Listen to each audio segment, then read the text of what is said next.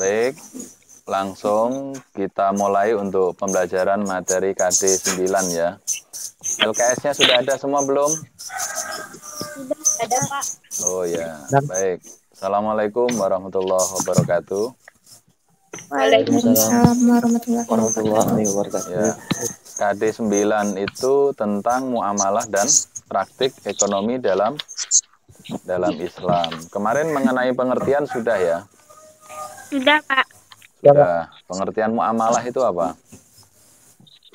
Masih ingat? Hukum-hukum syara yang berkaitan. Dibaca aja nggak apa-apa. Antara manusia satu dengan lain. Manusia satu. Ya, urusan dunia dalam dan kehidupan manusia seperti jual beli. Tujuan kehidupan masyarakat berjalan dengan baik dan saling menguntungkan. Nah, ini sebetulnya kalau dalam teori umum itu di pelajaran sosiologi itu sudah ada. Dalam teori sosial, ya kan?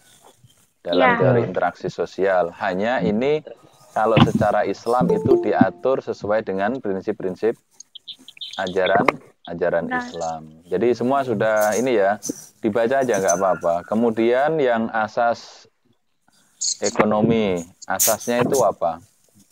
Prinsip pihak yang bertransaksi. Ya. Baca, Cel. Dibaca aja nggak apa-apa. Asasnya. Ada pihak yang melakukan transaksi. Yang melaksanakan bebas. Ya. Transaksi. Tidak menyimpang dari hukum syariat dan adab sopan santun. Iya. Tidak ada paksaan.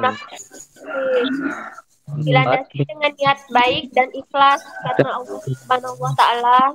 Ya. Sesuai dengan atau ada kebiasaan transaksi. Nah, landasan dari asas-asas tersebut, 5 asas itu, ya kan, itu kuncinya sebetulnya hanya satu. 5 asas itu merupakan penjabaran daripada Quran Surah Al-Ma'idah ayat 2. Ayat 2. Ya. Bahwa asas ekonomi dalam Islam itu adalah kuncinya tolong menolong. Makanya ada asas atau transaksi di dalam ekonomi yang mengandung unsur riba itu diharamkan. Alasannya apa? Karena salah satu pihak itu dirugikan. Sehingga yang namanya tolong menolong artinya kedua belah pihak itu harus diuntungkan. Begitu. Maka prinsip wa ta'awanu 'alal birri wa taqwa wa la ta'awanu 'alal ismi wal udwan. Ya.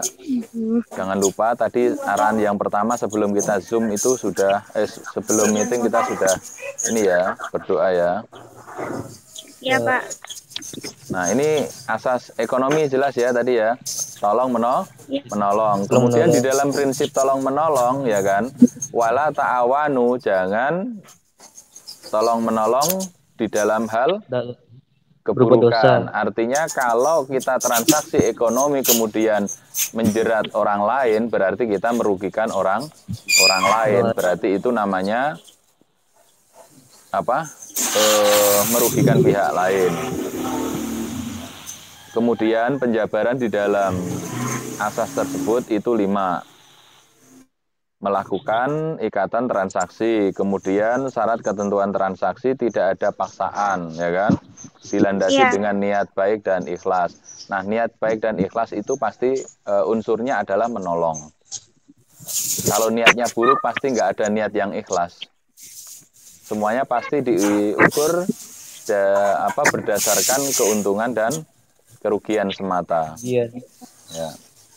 Apakah di dalam jual beli itu memenuhi salah satu bagian daripada pemenuhan kebutuhan seseorang atau enggak? Ya. Memenuhi, Pak. Ya, satu karena butuh barang, satu butuh uang. Nah, sehingga keduanya punya modal untuk melakukan kebutuhan sehari-hari. Kalau mengenai pengertian jual beli rukun, saya kira itu sudah clear ya. Nah, iya, Pak. Yang agak mungkin perlu penjelasan buka di halaman 28. Itu ada sigot. Tahu sigot? Adalah hak untuk memilih bagi penjual Sigot dan membeli. halaman 28 Coba bulu Pak. paling atas. Coba bulu Pak. Ya. Sigot itu terdiri dari ijab dan qabul. Ijab itu sendiri, qabul sendiri. Ya kan? Ya. Sama seperti kalau kalian menyaksikan dalam pernikahan. Ada ijab, ada qabul. Artinya saya membeli, kemudian yang menjual kemudian menyetujui dengan harga yang ditawar oleh pembeli. Itu namanya ijab qabul. Nah, rangkaian ijab dan qabul itu namanya sigot. Ya. Kemudian khiyar. Khiyar ini ada 3. Khiyar itu hak memilih seseorang sebelum memastikan jadi membeli atau tidak. Ya, di pertama itu ada khiyar majelis. Majelis itu tempat. Makanya ada majelis taklim, ya kan? Ada majelis apa lagi? Itu namanya tempat untuk menuntut ilmu. Kalau ini khiyar majelis berarti tempat untuk memilih ketika seseorang bertransaksi. Nah, di situ dalilnya jelas.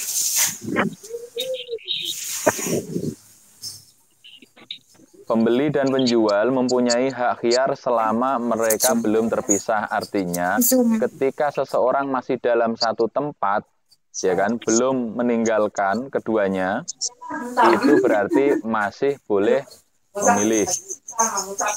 Diteruskan atau tidak? Tidak. Ya.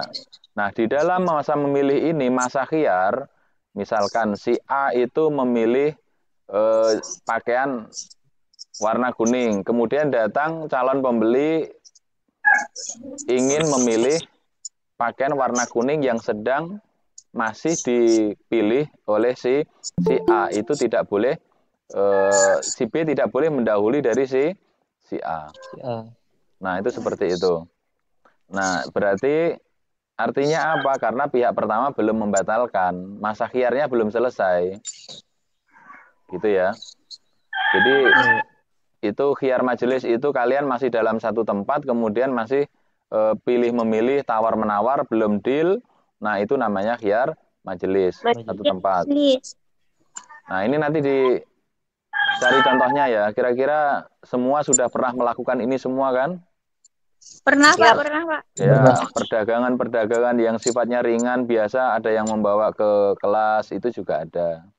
Nah, itu berarti namanya khiyar majelis, tinggal nanti diuraikan. Yang kedua itu khiyar syarat. Misalkan begini, penjual dan pembeli itu terikat waktu selama 3 hari. Jika barang cocok atau tidak cocok, selama masih waktu 3 hari itu boleh dibatalkan. Atau dalam istilah sekarang itu namanya apa? Garansi. Garansi. Ya kan? Iya Pak. Ya, semacam kayak garansi. Berarti ada perjanjian waktu, silahkan didilkan, tetapi selama masa tenggang waktu sekian boleh batal atau dilanjutkan. Ini simpelnya seperti itu. Kemudian yang ketiga khiyar aib. Penjual dan pembeli awalnya sudah bersepakat. Jika barangnya itu cacat, maka penjual wajib mengganti, ya kan? Wajib mengganti. Dari ketiga khiyar tersebut, kira-kira yang mendekati jual beli yang dilakukan pada masa saat ini yang rata-rata menggunakan online, itu yang mana kira-kira? Yang aib Pak. Yang aib, ya kan? Yang aib, Iya. karena biasa, dan ini khiyar ini harus ada di dalam sistem jual beli ya. Khiyar ini harus ada.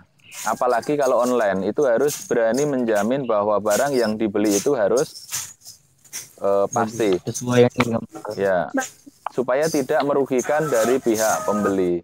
Nah, ini Siti Yumiati kok enggak fokus ini. Kenapa? Kameranya. Nur Hidayat. Tadi saya minta waktu 20 menit ya untuk menjelaskan masalah utamanya masalah khiyar tadi. Kira-kira masalah khiyar ada pertanyaan enggak? Khiyar Siap, majelis. tidak, Pak. Ya, Tidak ada, nanti Pak. bisa menjelaskan ya contohnya ya. Jelas. Bisa. Iya, Sudah Pak. ada 20 menit belum? Waktu dimulai.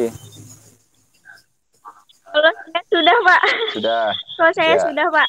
Ya, enggak apa-apa. Saya cukup sebentar-sebentar memastikan yang pertama kalian aktif belajar, yang kedua memang kondisi kalian baik-baik aja di rumah, bisa ngikuti pelajaran. Enggak perlu lama-lama ya. Nanti Ya, Pak. lain kali kita sambung Ya, Pak. lagi. Saya cukupkan sekian, nanti kuotanya habis. Baik, Pak. Ya, mudah-mudahan ekonomi orang tuanya lancar ya. Pak. Ya, Ya, Pak. Alhamdulillah. amin. Amin. Sehat semuanya, naik kelas semua. Ya. Amin. Ya, saya cukupkan sekian. Ada pertanyaan nggak? Kalau satu aja kalau ada. Nggak ada, Pak. Ya, Ya, Pak. Kak. ya silahkan. Nanti dibuka link yang satunya lagi ya. Ya, Iya, Pak. Pak, ya. Itu mengerjakan Yang tugas nggak, Pak? Ya, tadi itu masalah khiyar. Ya, Pak. Ya, khiyar. Khiyar itu dijelaskan sesuai dengan apa yang kalian kerjakan di hari-hari biasanya. Nggak harus contoh yang muluk-muluk, yang biasa aja, yang pernah Baik, kalian Pak. lakukan. Baik, assalamualaikum warahmatullahi wabarakatuh. Waalaikumsalam warahmatullahi wabarakatuh. Waalaikumsalam.